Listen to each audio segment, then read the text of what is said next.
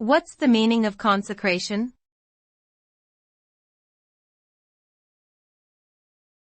Consecration.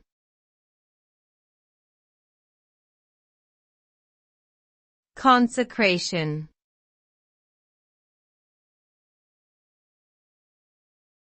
Consecration.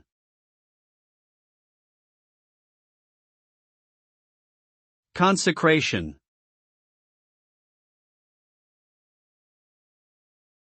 Consecration refers to the act of dedicating something, such as a building, object, or person, to a religious or spiritual purpose.